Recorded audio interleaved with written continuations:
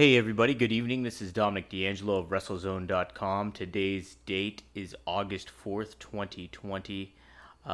This is a very, very special interview for me that I was able to conduct a few weeks back, and it is with none other than Terry Funk. If you were to tell me 2 years ago when I started writing for WrestleZone, contributing, not as a writer, but just contributing, and doing ROH recaps is how I started, that I would be interviewing Terry Funk for over an hour and a half, you would have bamboozled me to no end. This conversation, we cover his biography, his 2005 biography. Just an amazing conversation. We cover a whole lot of ground in this, and I couldn't believe how generous Terry was with his time. And just super flattered he was willing to speak with me for that long, and that we were able to cover the history of him, as well as talk about a lot of his colleagues throughout the whole time, which includes his time as a West Texas football player and all the stars that came out of there, which is just an unbelievable list of talent. We cover so much ground. The art of the promo is chapter 13 in the book, and we talk a lot about that. And I think that's one of the most fascinating things about his biography was that particular chapter. Just a wonderful biography. If you have the opportunity to read it or buy it, you can do so, I believe, still on Amazon. It's also available on eBay. I told Terry too, I actually bought 2 copies of it because I thought I lost my initial book. And so I went on eBay to search high and low for it, and I managed to find it. So now I have 2 copies. But I also want to thank Dave Meltzer for giving me the ability to contact Terry and have the means to have this interview. So I want to make sure to thank Dave Meltzer for this. Very much appreciated, and really forever in gratitude for it. So thank you so much. Anyways, please, if you feel like giving me feedback, I would absolutely appreciate it. You can hit me up on Twitter at Dominic DeAngelo. Even send me an email, P as in Paul, DeAngelo at gmail.com. And yeah, any feedback you like. Just most of all, I really just hope you enjoy the interview. Terry is just a legend, and super flattered, again, to be able to speak with him for this long. So please just enjoy my interview with none other than Terry Funk. Hey everybody, this is Dominic DeAngelo of WrestleZone.com. Today's date is July 14th, 2020, and I am so happy to have with me here today somebody that I've wanted to interview for a very long time. It's none other than Terry Funk. Terry, thank you so much for joining me today, Terry. Well, you're welcome, Dominic. It's a pleasure. Welcome. I can't wait. I wouldn't do this for everybody, you know. Yeah, well, I definitely appreciate it because I was able to read the book More Than Just Hardcore, your biography, and it'll be really interesting to talk with you today about just the book in general and your thoughts on wrestling, and get your perspective, because it's one of a kind, and you've done so much for the business, as well as just give a fresh look. Always something that's so admirable about you too is that you something that's so admirable too about you is that you're always adapted to the times too, and so it'll be really neat to get your take on everything today. Well, that'd be good too. I'd like to. All right. I'd like to give it to you. All right, thank you. So just starting off, I thought it was learning about you and being at the boys' range. And your dad being able to work for that as well. There was like 140 kids there, I read in the book, from ages 6 to 18. Could you talk about, too, how just seeing that, your dad work like that as like a superintendent, and how that helped you from like a learning experience as a kid?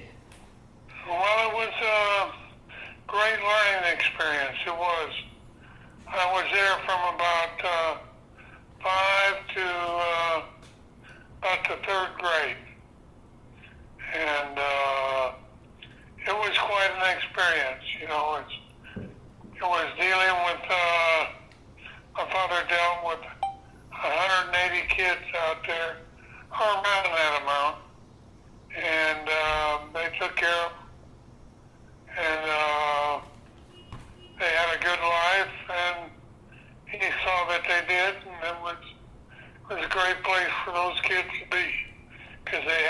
someplace else. That's what I read too. Is that there'd be times where like there would be a kid that would back in those days it was said in the book that like there would be a kid that would just there would be a troubled kid or a problem child and they'd go to your dad about it and he'd like yeah let's take them in that kind of thing. Well, that's what they had to do. They would just bring them out there and leave them. Yeah. How about that? So that's the way they did it.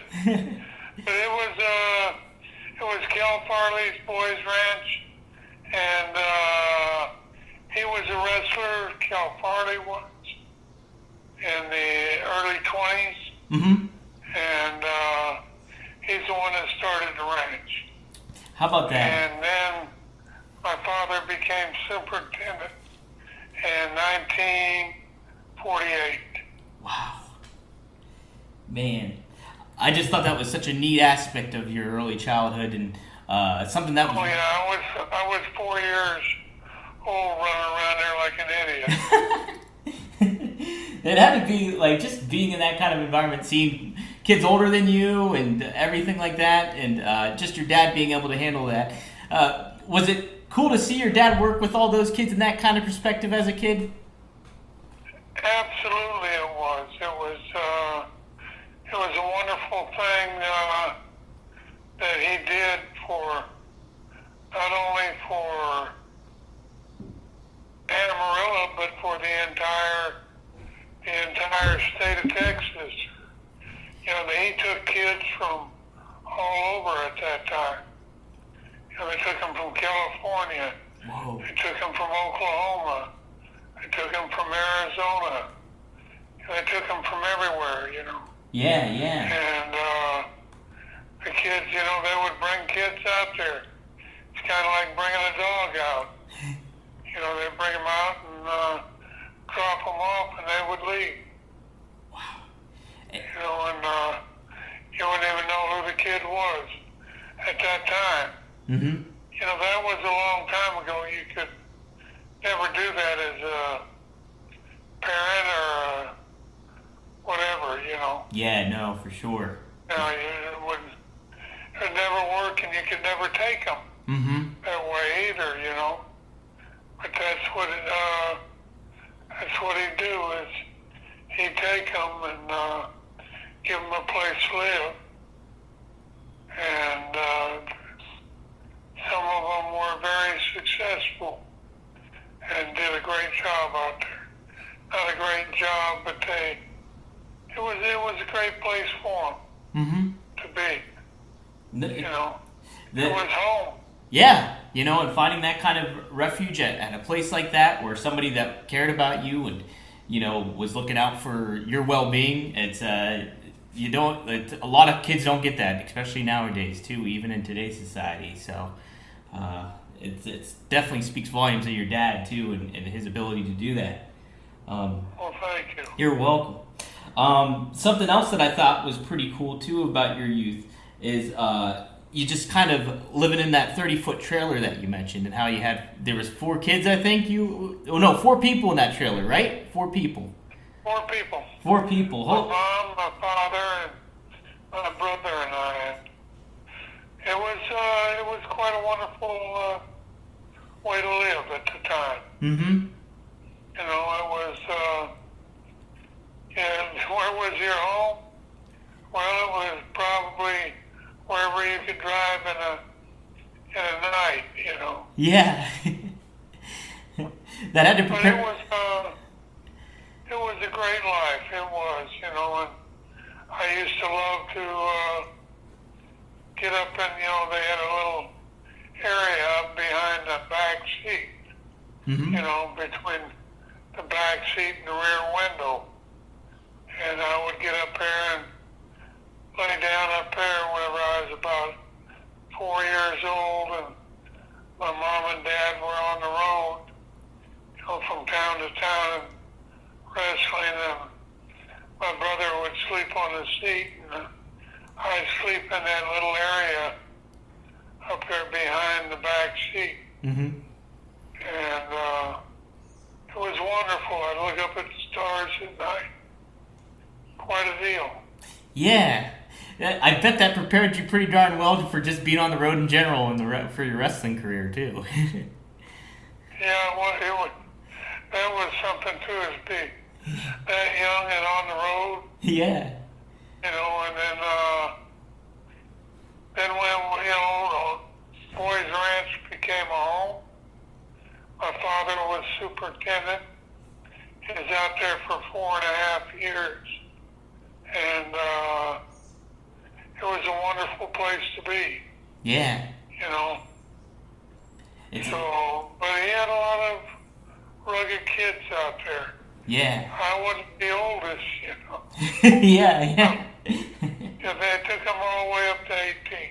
Yeah. It's definitely a good learning experience.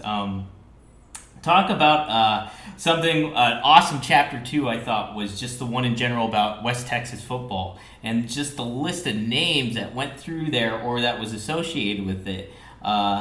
You had Bruiser Brody, Stan Hansen, Tito Santana, Dusty Rhodes, Blackjack Mulligan, who was Texas El Paso, the University of Texas El Paso. Then you had Bobby Duncombe, Ted DiBiase, Tully Blanchard, and then unofficially you had Dick Murdoch too, which I thought was pretty cool because he didn't. Dick. Yeah, he didn't play it. He didn't play a lick of it. Yeah. I thought that was really fascinating. And then your buddy John Ayers too also played for them as well. Yeah. Yeah. And you were a linebacker, right? DiBiase. Ted DiBiase. Yep. You talk about your days as a pretty good crew there. Yeah, talk about your days as a linebacker and everything, and how that experience was for you as a football player for West Texas. Well, I was an offensive guard at the time. Oh, I okay. guess, you know, and played down there. It was football days were great. You know, we played some tough teams. Arizona State. You know, a lot of different schools. New Mexico State. California. You know, we played a lot of big schools. And even though that we were always doing a pretty good job, you know. Loved the game and loved playing it. And played some pretty high-class teams. Colorado State, you know. Yeah. What? So they were all good teams. Is there anybody? If you had to choose somebody, and that was like the overall best football player out of those guys, who would you have picked? Well, John Ayers, and he only refereed. John Ayers was a ref. He refereed a bunch of matches for us, Mm-hmm. and he loved the wrestling profession. And he played, I think it was 10 years for San Francisco Yeah. 49ers. And he did an excellent job for him, you know. And, you know, had the guys that came out of there at the time. You know, at that time, they were making quite good money in wrestling, you know. And the wrestlers were making pretty near as much as the football players. I tell you what, yeah, going into that, and especially the story I really loved was what you had in the epilogue, I believe, was you, to give him motivation, because I think the 49ers drafted Ernie Hughes. You sent Ernie flowers and said they were from John Ayers, I think it was. Or no, the other way around. You sent flowers to John Ayers, right? Said it was Ernie Hughes. Exactly right. Yeah, and that got him motivated to like get his ass in gear a little bit. John was playing offensive guard, and the other guy was playing offensive guard. Mm-hmm. I sent him flowers from the other offensive guard that was at his position, you know, and they had drafted him. I said, tough luck or good luck or something like that, you know. Yeah. It aroused him very much, you know. It brought him to life. Yeah, right. Got him moving, huh? Yeah. Well, talk about Dick Burdock too, just in general. I thought that was so fascinating that he didn't really play for the team, but he was just an amazing athlete too, in general. And talk about him wrestling you when you were NWA champ, and just like what you thought. Like, what's your favorite Dick Burdock story if you had to choose one? Because there was so many crazy ones in the book itself. But I was curious if you had any other ones. I can't think of them all. Dick Burdock was absolutely a nut. He was, and I traveled with him too much around here. Had too many rabbit shoots at night. You know. Yeah. We'd shoot those rabbits all the way home. For what reason I don't know, but we would eat them. You know, we ate pretty much what we shot. Yeah. And but we'd shoot those rabbits, and on the way down we'd shoot doves, or quail, and then we'd go down there, and how much did we make? We'd go to Littlefield, Texas on a Saturday night, and make $25. Dang. It's not much, you know. Yeah. But at the time, it was big money, you know. Yeah. It was pretty big, not big. Wasn't that big, but it was pretty big, the money was. It got you going pretty good enough. Yeah, I did, and had a bunch of us, and a bunch of guys started right out of here, and did very well in the profession. You know, you have Stan Hansen, superstar, Bruiser Brody, Yeah. superstar, you know, and then Teddy DiBiase, superstar, you know. And it's just, they all came out of the West Texas College, you know. Yeah. And a great many of them. Great many good guys. You could set up a Hall of Fame with just those guys too, let alone. Well, there's a lot of them from it. Yeah. Absolutely. Merced Solis. Oh yeah. That's right. He came from West Texas. Oh man. Yeah, no, it's Had a wild. lot of guys out of there. I'd hate to think of how many. I certainly didn't touch on all of them either. I know, that's what I kept thinking too. I was like going over the names. I was like trying to think, did I get everybody on here? Because there were so many names, I couldn't believe it. No, but Yeah. with when you got to travel around as the NWA World Champ too, and going back and wrestling like somebody like Dick Burdock, how did that feel being like champion at the time, and then wrestling like a longtime friend such as Dickie Burdock? Well, it was very competitive. Mm-hmm. It was very competitive. It was like you say, it was what was at stake was the NWA belt. Yeah. And I feel like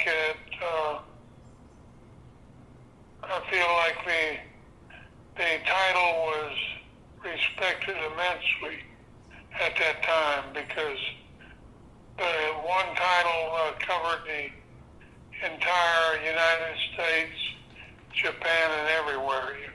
Mm-hmm. And right now I don't believe McMahon's title covers any area except where he goes, Yep. you know. Yeah. And, yeah. No, it's definitely different times for that, and there was I could imagine, you mentioned too in the book, just how nonstop it was, how nice it was, but also just how crazy being the NWA champ was. And even when you dropped the title, you're like, there's no way I would do it a second time, because it was just a lot of work going into that. Like, it was constant. It was constant, and it was, you were gone. You weren't at home. Yeah. And that was the roughest part for me, being away from my family. Mm-hmm. But I think it was a wonderful thing to be the only brother team that held the championship. And it was a great time that we had. Yeah. Can't complain about it.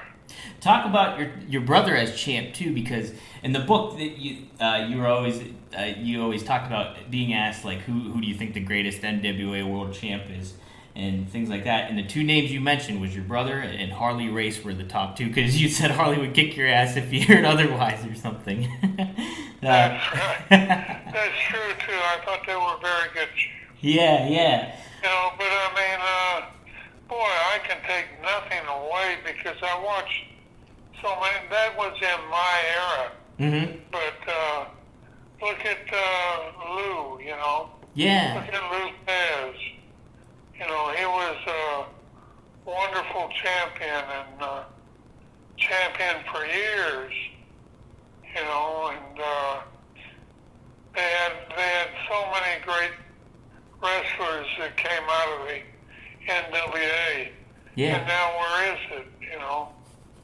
It doesn't exist now. But it was the thing back then. Yeah. It truly was. I know. And I can only imagine too. I'm 35, so like I can only imagine growing up in that area as a fan, and just appreciating all the different styles, and going from territory to territory, and seeing different unique characters around with different environments and stuff like that. That had to be a real thrill too, just being in the profession at that time as well.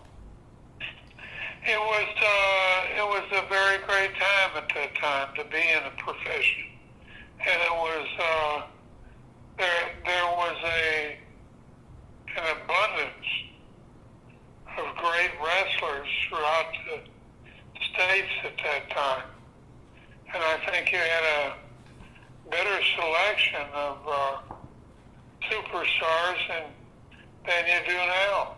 Mm-hmm. I think that. And I don't mean that badly towards the guys now. It was just that there were more areas for them to be in at that time. Yeah. Than there is now. Yeah. I also found that I'm on the chapter right now too, and it says, I'm looking at all the names that you went across during your time. So like we said before, Dick Murdoch. Hang on a second. Yeah, no problem, Terry. That was my daughter. Oh, if you need to take it, go ahead. No, I'm Are you sure? fine. Okay. But no, going over these names, I'm seeing like Dick Murdoch, Andre the Giant, Jose Lothario, Jesse Ventura up in the Pacific Northwest, Jimmy Snuka, Chavo Guerrero. Who else? My God, those are all great guys. Yeah. Ron Great Fuller. wrestlers there. Yeah. Is there certain ones that? The Sheik, Abdullah, all of those guys. Yeah. Stan Hansen, and the guys that came out of West Texas. Yeah. Stan Hansen, Bruiser Brody. What phenomenal stars. Yeah. They were superstars. Teddy DiBiase, and on and on. Oh my God. Mercedes Feliz, Yeah. all came from the Amarillo area. It's fascinating, and like there's something neat too here about Ron Fuller, when a promo you cut about Ron Fuller in Harlan, Kentucky. And it's like you're like mentioned, and it goes back to this heel promo, which I want to talk about your art of the promo here. But you say like, look at these hands, look at these nails. There's dirt under these nails. You people in Harlan, all you do is sit there and take welfare, except for the ones who go down to those stinking coal mines. All you coal miners do is sit at card tables and play all day long. You don't do anything, you idiots. You have no brains, and most of you all are married to your brothers and sisters. I didn't say that. I did not say that. But I thought that was so fascinating. I'm afraid somebody's going to come looking for me. I think you're okay. Hey, but with every heel promo, you say it's got to be a half shoot, so it's a half shoot. Yeah, I know it. Yeah, but if I go back, oh yeah, they used to follow me out of town. Yeah, that's kind of what I wanted to talk about. Is I thought when reading it, I think it's chapter 13 is the art of the promo, and you go into detail from a 2004 promo, and you break it up into 4 parts with rekindling your feud with Jerry Lawler over it, and you're building up to it, and some of the stuff that you say about what you use in the second promo is about Copish, your horse, and how he got struck by lightning, and you had to put him down, and all you could imagine was the gun putting to the horse's head was Jerry Lawler instead. And it was really, really good built, and like just such a unique, standout promo that like no script writer could ever come up with or anything like that. But I thought what you did was it's just super duper cool, and Oh, I'm glad you think so. yeah, I was Terry. There's so many times in this book, and like I'm not somebody that really like goes nuts or laughs out loud when I read a book, but there was so many times I had to put the book down because I was laughing so hard at some of these promos. It's just Well, that book, it did quite well. yeah. And I feel it should have. Oh, It was a good book. it's a great book, and this chapter in particular, I always Very informative on wrestling.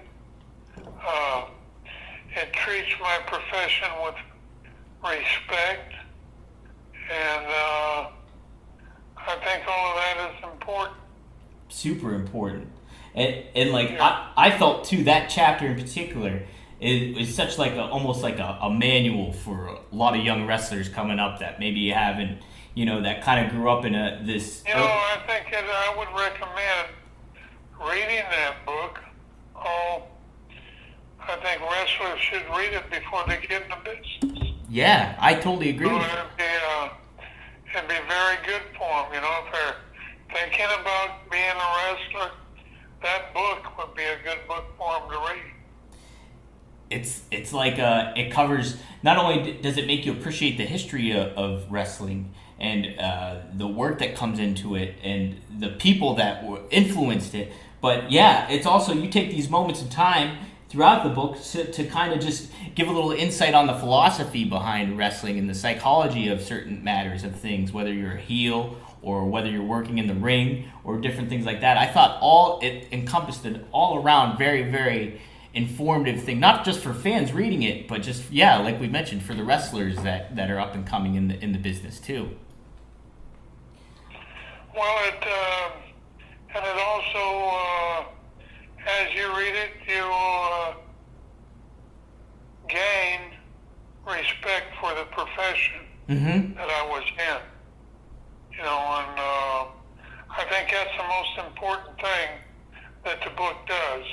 Yeah. It makes you respect it, and there's a lot of wonderful times in it, and makes you want to be in it too. Sure. Do you need to get that call, Terry? What's that? I hear your phone's ringing again. Do you want to? You're okay to get the call if you need to. Here. Yeah. I'm going to answer it here. No worries. That was my baby. Was it? Brandy, huh? Yeah, she's my baby. She's about 39 now, I think. Oh, wow. 38. Yeah? Yeah. Yeah. Is she based in Texas, or where does she live at now, Terry? She's living in Arizona, Mm-hmm. and my other daughter lives here, very close to me, and she's a flight attendant for Southwest Air. Oh, And my other one is she's out there in Arizona, and trying to think of what she's doing now. Oh, she's RN. oh, okay. Wow. Yeah. That's a great field. That's an awesome field. And they're good girls. Yeah. Hey, they're Good calling girls, you. work hard. They keep in touch with their dad. That's always good too. Oh yeah, they keep in touch with their dad. They go ahead and tell their pop what to do and what not to do. Yeah, right. How often does that happen? I get to Dad. Yeah. When I do something wrong, that's the answer I get there. Yeah. Dad. Yeah. Well, this is a little bit of an aside, but I thought it was really cool too how you mentioned how important family was and everything like that, and you kind of learned throughout your time in the business too how vital that was for you to be a successful person in general. Was just keeping close to your family. How would you say? Do you think that having a strong family core like that, it kind of helped you in your profession as a wrestler too, ultimately? Well, I would say it would. It keeps you on your feet. You know, Mm-hmm. you're not off balance. Yeah. And what I mean by that is you can get pretty goofy out there on the road. But if you got a wife at home that's gonna go ahead and keep you in line, you know, I'd have to. Whenever I came back from a match and came back to the house, you know, she made me push the money underneath the door before she'd unlock it. Yeah. I'm just kidding. I like it though. I like it. She made me walk the line. She is a great one. Yeah. That's what you gotta have, you know. You gotta have a great one because, they're necessary in life. Absolutely. It helps. Like you said, it helps you keep the balance of life in general, and keeps things much more in perspective. Where, like, if you're so career driven or your mindset's on somewhere else, that there's always a foundation you can kind of focus back onto and know what's really important. So I thought that was super cool aspect of the book too. That I appreciate that. You're welcome. Another good learning experience for wrestlers, I feel too, in the book is just keeping all that in mind as well, and not all their priorities in one basket as a wrestling career or whatever too. As far as some good heel promos go, 3 names that you mentioned that you talked about being vital to your promo ability and work was Ted DiBiase's dad, Mike, Curtis Iakea, and Boris Malenko. How would you say those? Can't get any better than those 3. Yeah, talk about that a little bit. What made each of those guys stand out as heel promos and heel performers? Well, what they did is they put a fanny every 18 inches. The guys there. Yeah. That you're talking about. Mm-hmm. And whether you want to or not, your performance can be wonderful. But is it going to go ahead and fill the ringside? Is it going to fill the bleachers? That's the big thing. Yeah. Is what you say. And that's one of the most important things that you do, is what you say.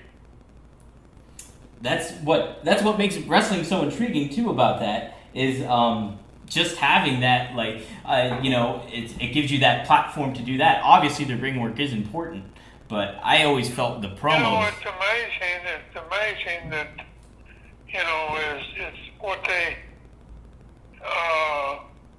Boy, don't think whenever Oklahoma plays Texas that they don't go ahead if the game's in Oklahoma.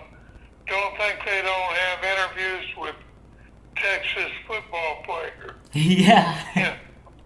And they play them a lot in Oklahoma, Yeah. The same thing that takes place in all sports. It's just the way you look at it, And it takes place in wrestling. And I think a lot of things have taken a little bit of from what is going on in our profession. As far as listen, how they promote. Well, they definitely have got to look at how we promote. Mm-hmm.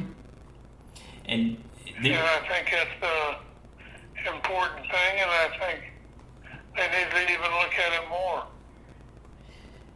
There's so much that, like, people can learn, and there's so many times too where I'm whether it's on the internet or watching TV and stuff, and you can relate almost anything to wrestling or what the promotion of wrestling has come into, because it's such a business that is so simple, but yet so the stakes, you want the stakes to always be high. So having good versus evil versus just the basics of combat and fighting and all that stuff, I think it adds a really core way and shows people a good almost a lesson in the back to I agree with you 100%. Yeah, it's a good way. It shows anybody that wants to get into some sort of promotion or marketing a good basis, a foundation to get the word out there. I think wrestling ties so much into a lot of different things that people don't even think about in a lot of ways.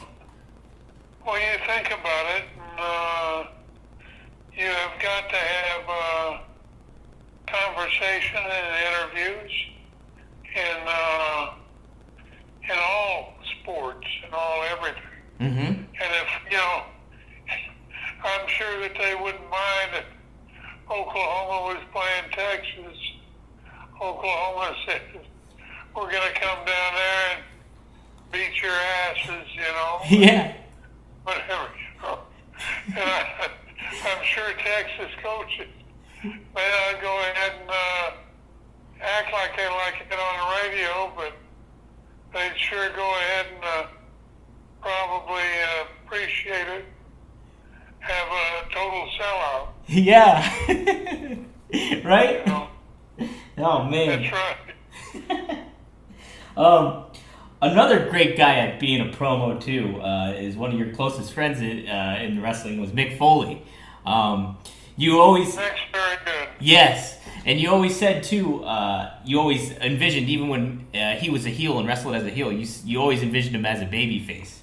And no truer words could be spoken, because that's when I really became a Mick Foley fan. I was about 14 at the time, around that time. So. When he was like Mankind, and he went on after the Hell in a Cell in Pittsburgh of all places, and everything like that. So talk about just how much you appreciated working with Mick overall, and just how his career went. And something that I found really cool too, just as a quick side, was him trying to get you to read his Antium Brown book, and you were like, you told me there's going to be a movie about it, so I read it, and that's the only reason I read it, and then there was no movie. What was that on?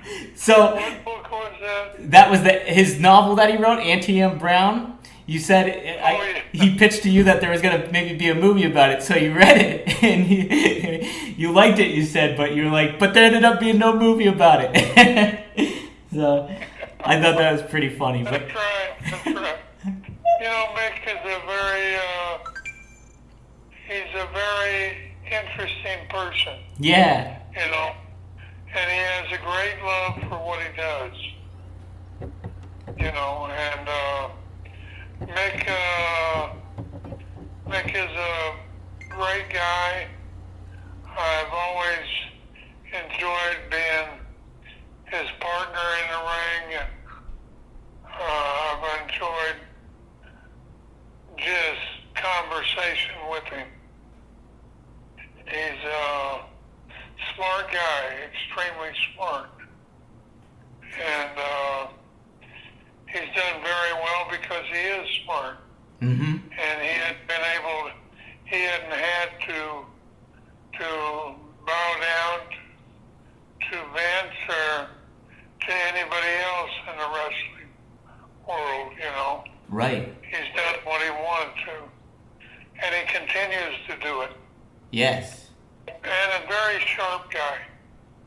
Super smart, and just him showing his ability to write and kind of branch outside of wrestling in a lot of ways, I found to be extremely cool as a writer too, or an aspiring writer, and him giving such a genuine and raw view of his career in wrestling too, I thought was really well, and such an awesome forward he had in your book too as well.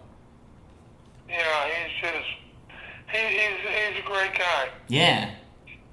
And he didn't say anything that he didn't mean either. Yeah, no, I can tell that too. I interviewed him for a Christmas episode once, and that was great. And I know how much he loves Christmas, so.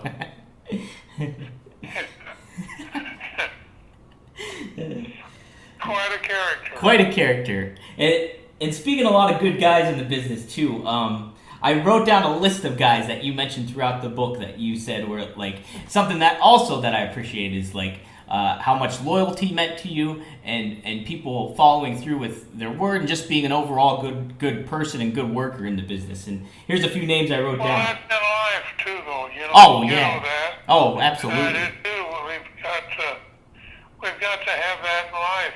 Yes, absolutely. Absolutely. I know, and I think that makes people, when you're with good people, when you interact with good people, it not only enhances your life, but it makes the experience of living just so much more rewarding and better too. I agree with you 100%. Yeah. So some names I got down. I'll mention this one first since I'm from Pittsburgh. Bruno Sammartino. You mentioned how he being traveling with to All Japan Wrestling with the Giant Baba, and how he kept ties with Baba even though WWF had ties with New Japan. And Antonio Inoki, correct? Yeah, he had, Bruno had ties with Baba. Yeah. Bruno was a great individual. He really was. And what he said, he did. And he was always a man of his word.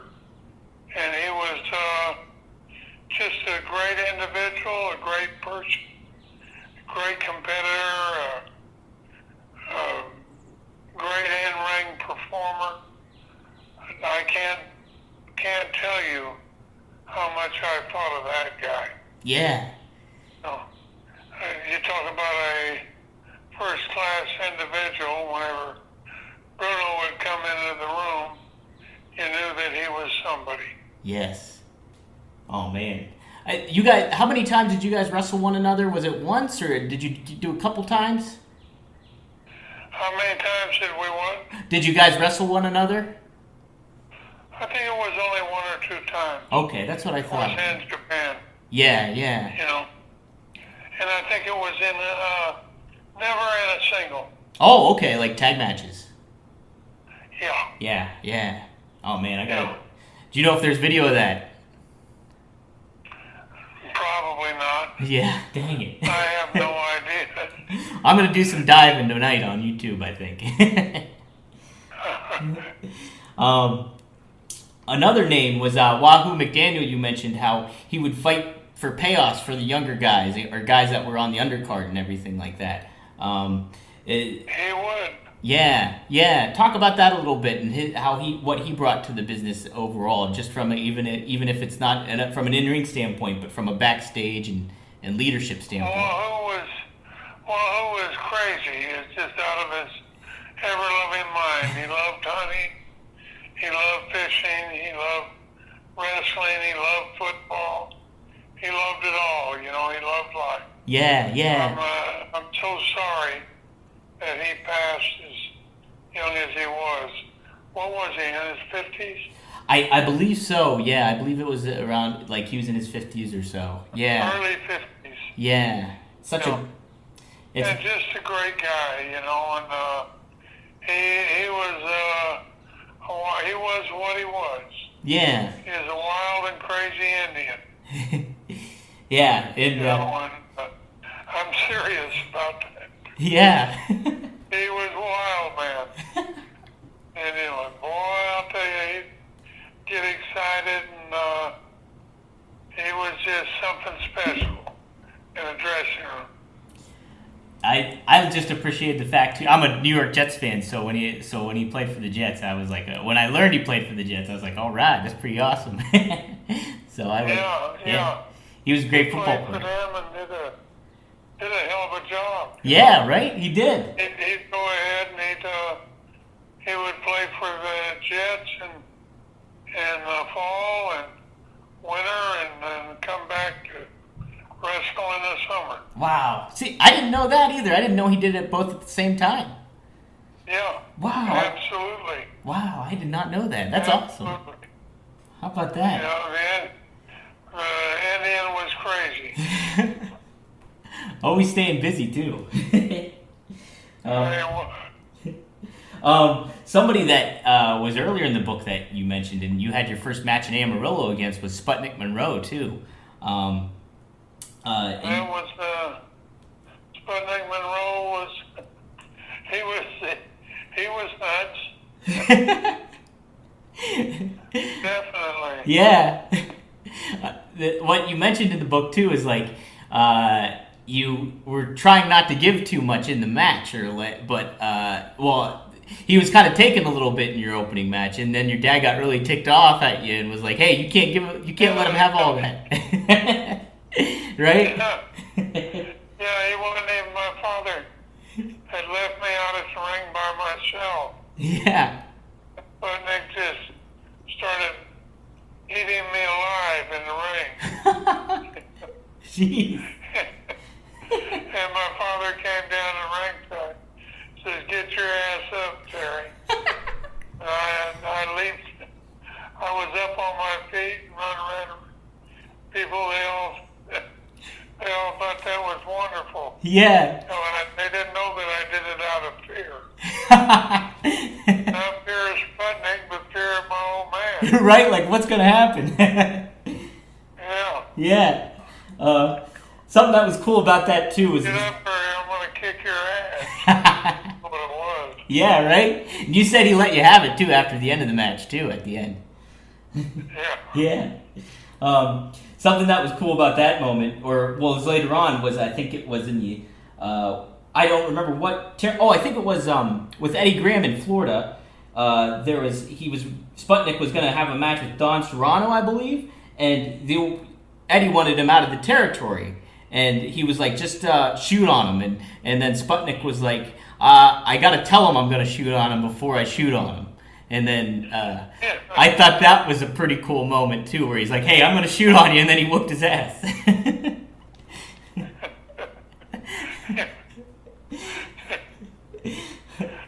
what he said.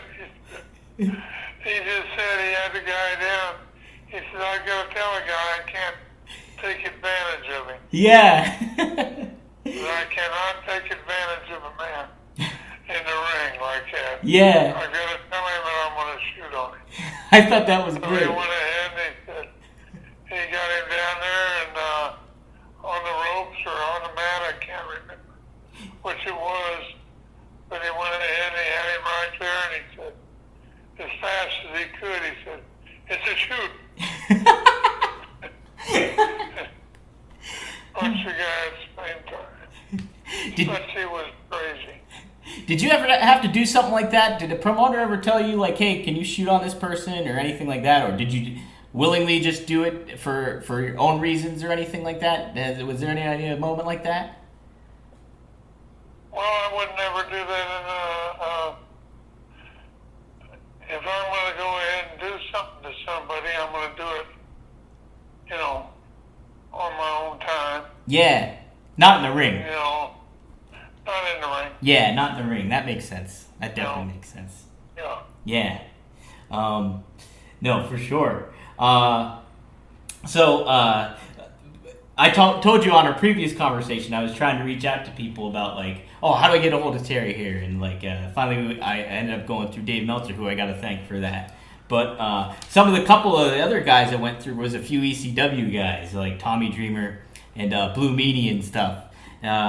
So talk about your time in ECW. And I thought It was a great time, and it was a time that I really enjoyed ECW. Mm-hmm. And I enjoyed it because I had a terrific time with watching a profession come from nowhere and become something and have the entire country aware of it, you know, Yeah. and to be a part of it. And that's the thing, and there was a lot of guys up there that will never have the opportunity that they did at that time, and possibly they should have Yes. had the opportunity. Mm-hmm. You know, but there were some guys that were really talented that were in that area, and they stayed and were in that area for their entire careers. Mm-hmm. You know, and but they had an opportunity to do what they loved and wanted to do, Yes. and they had a bunch of good ones up there. You know, Well- it actually started up there and everything, you know. Paulie Dangerously was, he was very instrumental in that whole organization. Yeah, you said he was like the one-man show of it all too, and like the promos he would cut before the matches or the event would happen were like, you kind of knew that they were like motivational or promos, but you said you guys all appreciated the fact that he would do that kind of thing and really get all the roster riled Well, up, so he to would, speak. he would just talk to us about the show, and he would have the entire card listening to it, Mm-hmm. and it was very motivating. Yeah. Paulie did a great job of that, and he's still doing a great job of it. Oh my gosh, he's still one of the best in the business to do it. Yeah, he is. Mm-hmm. Somebody else that was really influential, and you even mentioned that doesn't get enough credit, and I can't argue with that whatsoever. Is Sabu's influence on the business, and him being able to do like springboards, and his willingness, like him and RVD, selling moves, big moves that would hurt them too, that they would do, and things like that. He created a different look to the profession. Mm-hmm. And I really mean that. What he created was that, hey, this guy is going beyond what he should possibly do in the ring, Yes. you know. And he did. He would go into the ring and physically abuse himself. Mm-hmm. And do things that physically hurt himself. And with he's still wrestling, but they definitely shortened his career, Yes. you know. And that guy has got a tremendous heart Yeah. and a love for his business. And that's why he did what he did and took the chances that he took within the ring. Yeah. You know? he's one of the guys that financially never. He loved the business. I'm sure he still loves it. But as far as financially goes, it wasn't that good to him. Why? Because the one person that can make you rich wasn't there. Yeah. That's the bummer of it all. And but and it's a shame because And he had the qualities yeah. to do it. Yeah. And did you? But he did so much, and he loved it so much that he is very much like cactus. Mm-hmm. Destroyed their bodies. Yeah. And how much would you say of For the fans. for the fans too? Yeah, for sure. And just him. I could only imagine how much of the Sheik you saw in him too, and that attitude that the Sheik brought to the business. Did you see a lot of that in Sabu? I would take it too, huh? You bet. As I saw the Sheik in his eyes, but Sabu was Sabu from the heart. Yeah. When it came to wanting to have a match that would be remembered from then on and that time on, and to make every match that he was in the main event, he tried to do that all the time. Yeah. Little bit.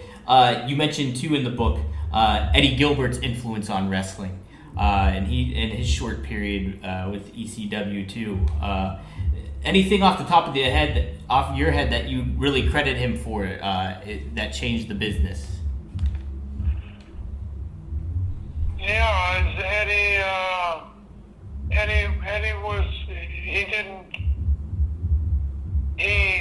came to ECW and he performed at ECW. Mm-hmm. And the reason why is because there was no other place for him. Mm-hmm. And Paulie again is he saw talent where nobody else did.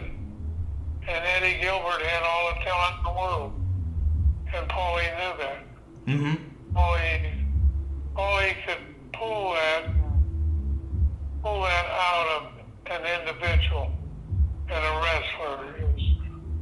He could pull it out, and that's exactly what he did with him. Yeah. Pull the greatness out. Yeah.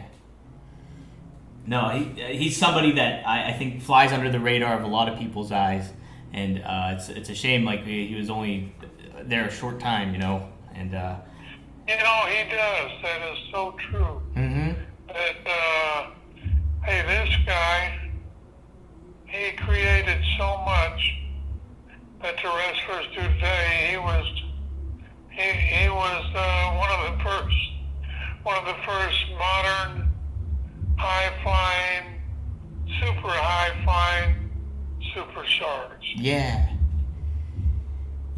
And it speaks to what you were saying earlier too about those guys in ECW, where there were so many of those. They wanted to do it. They loved their business. They loved it so much they were willing to cripple themselves. Everything. I mean, that sounds crazy. Yeah. But they were willing to do anything to have the best match. They were very competitive too, but they wanted to have the best match on the card. And every one of them did. What's cool about that too is what you said earlier with how you wanted to work for a promotion that was from the ground up, so to speak, too. And I bet just seeing how hot those crowds were, whether they were in Philadelphia or Baltimore or up north more or anything like that, I bet being a part of that environment was super rewarding Anywhere too. that you would have put that card, they would have tore the house down. Yeah, yeah. That it had to be a good feeling to be a part of that kind of Doesn't movement. matter if it was in South Texas or Mexico Yeah, or over in Japan. They would have tore the house down with the card that they had. 100%. Yeah, And, you know, it was just each guy giving 100%. That's what they were doing. You said 100% or, yeah, you know, that's what it was. They were running at 100%. nonstop. 100% and better than they had the ability to do for sure. You know, Yeah. they all performed above what they could do. It was quite a time to be a fan of it. I remember being a kid and watching those ECW shows, like kind of on the down low, because not that my parents would have stopped me from watching it, but I almost felt like it was illegal watching it for me as a kid. But seeing that gritty feel, but it was such a groundbreaking kind of feel too, because it influenced so much of what fans would see later on mainstream with WWE and WCW even and all that stuff. And it's And you have to understand who really, really, really worked his butt off and who actually took that profession by the reins was Paulie. yeah, You know, and but of course, you know, at that time, ECW was there, and what else was there other than Vince? Nothing. nope, Nothing. that was it. That was it. Yeah. So something that's really cool is the connection you have with all of these, the business in general, in regards to legacy of stars and the people that you've worked with, from Dusty to like Bob Orton to the Von Erichs, and you see a lot of those younger talents today in the business still. And something that I found very fascinating in the book was you talking about how Randy Orton would wrestle like his grandfather. You would notice a lot of that stuff and how all the Yes, I would. yeah. Yeah. Talk about that a Bob little would- bit. Yeah. And Bob too. Bob would wrestle like his. Both of them had the wonderful thing about it was all of them were great in-ring performers. Mm-hmm. You know, and of a lot of the people that we have mentioned, those guys are able to hold their tights up too. Yeah. You know, they're tough guys, and I certainly loved every minute with them in the ring. Yeah. Yeah. What about, how do you feel how Cody's development? Bruce or Brody, that's another one. That's another one. Bruce. Yeah. Hanson and Brody, those two guys were as great as you got. I thought Both of them were tougher than nails too. you could tell. Like, there was that story that you had about Stan Hansen getting his Achilles cut by a piece of glass, right, or something, and he just powered through it almost. Like, you were like, you couldn't really hurt Stan Hansen. You thought like it would be a career-ending injury for some people, but Stan Hansen powered through that. Bruce was the same way, you know. Yeah, yeah, And what happened to him was a tragedy that should have never happened, and it shouldn't have been allowed, and there should be somebody still in jail right now for it. 100%. They're not. Yeah, absolutely, 100%. No, it's like just even reading that, seeing the documentary that they did on it recently was like, yeah, it's a bummer to see all that. So many tragedies like that in the business too. It's upsetting, no doubt. Yeah. Not as far as that one. Not as far as murder. Yeah, absolutely. That's And to walk away from it just like the man has. you know. ridiculous. Absolutely Should ridiculous. still be in jail. Mm-hmm. Totally. And you can quote me on that. I 100% agree with you, Terry. 100%. Some other younger guys something that I thought was really cool too is you mentioned that Dustin Rhodes and his gimmick as Goldust too was one of the best that you've ever seen. And now Dustin's still wrestling at this time, and I think almost to the level that he's been ever at. Like, he's just wrestling top notch in a lot of ways. Talk about your experience about working with Dustin, but also like how do you feel about Cody too and his development as well? I think that Dustin is. I think all of the Rhodes are phenomenal in-ring performers. Mm-hmm. And I think Cody is as sharp as you can get. They've all got great minds for the business. Mm-hmm. It's a similar situation to the Punk family. You've got the Rhodes family there. Very similar to my brother and I growing up in the business. Our father passed away at a young age. Mm-hmm. And he was 54, but that's not old. No, it definitely No, is. and anyhow, Dusty he passed away, and I think those kids they are in love with their father, Mm-hmm. and that makes them in love with the business, and they love the business, and they will do the right thing, and they will continue on in it because they don't ever want to give up. No, they got such a drive, and Cody's doing just amazing work. And you're right too about their ability to tell a story, and have just the respect that they show in the business right now too. You see that weekly on television on AEW Dynamite. A lot of the times, Cody makes nods and mentions to legends in the ring, but he also knows how to tell a story in the ring as well. So yeah, super cool.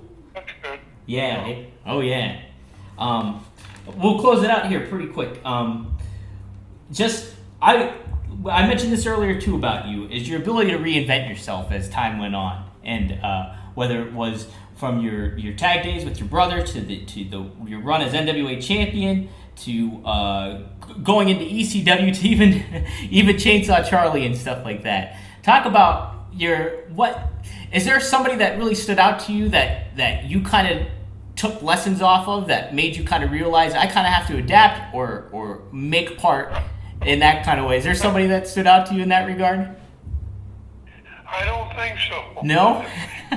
I think I was just an idiot. Looking around there. I just went ahead. I just thought of, I think I'll be one day. I just thought I'd be Chainsaw Charlie. Yeah. That where it came from, who in the hell knows? I don't know. Chainsaw just bounced out of there one day. Yeah. And that's the way it was there, Yeah.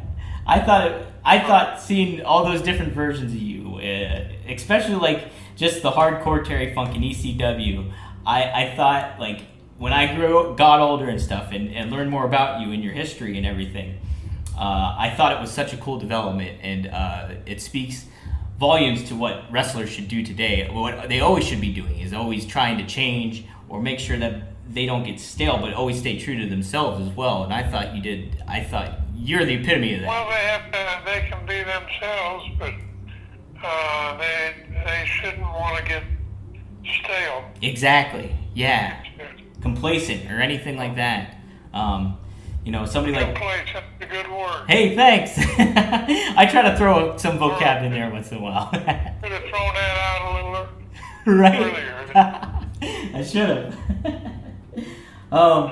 One last thing. I thought it was super cool in the book that you mentioned you were the kind of one of the ones to bring up the word cruiserweight and incorporate cruiserweights almost as an idea in WCW. And you even thought about doing a one fall pin count for cruiserweights. Is that true? Yeah, That's right. That's pretty awesome. And I thought of the name, cruiserweight, and everything. That's awesome. That's awesome. But, I still think it's a good idea, but they still haven't really developed a cruiserweight. It'd be a whole totally different organization. Mm-hmm.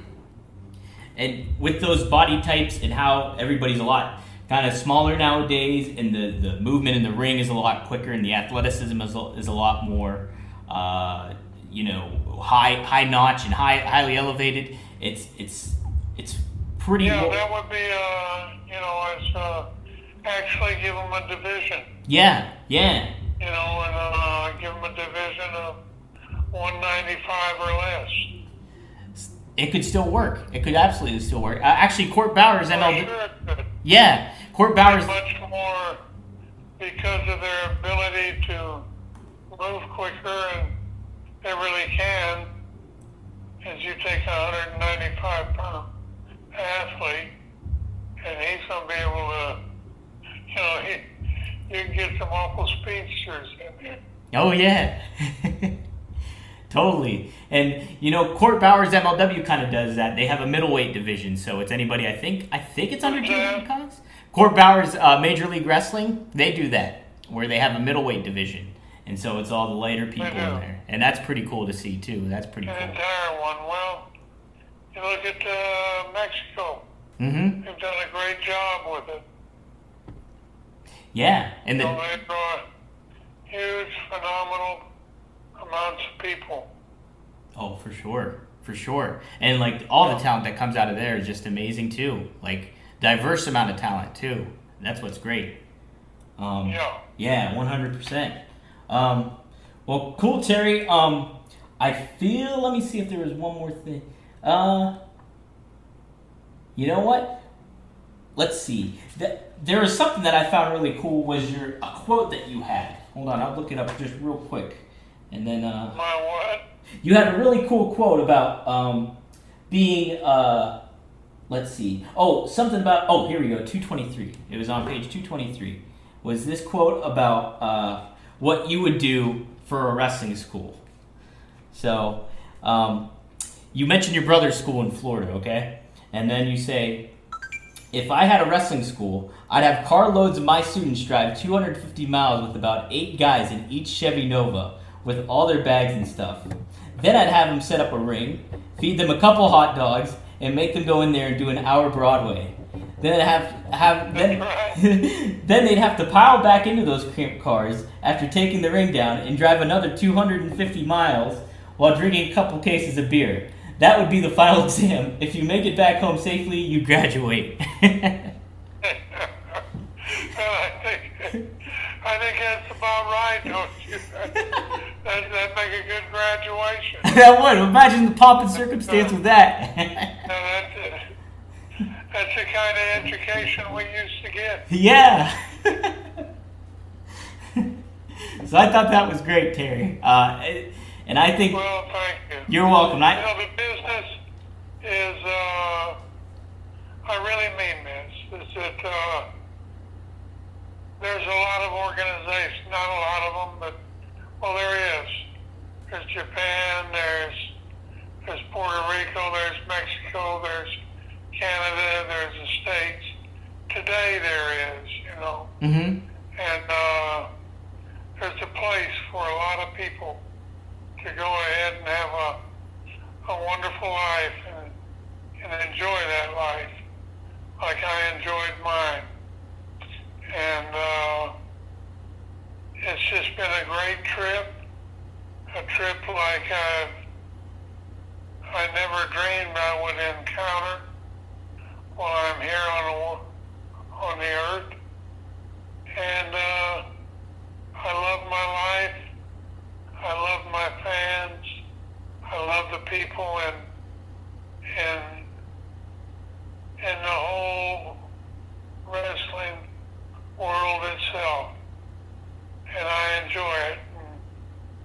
I'm at the age now is where I've just about stopped. Well, I have. And it's hard for me to go ahead and admit to myself that I've stopped, but I have.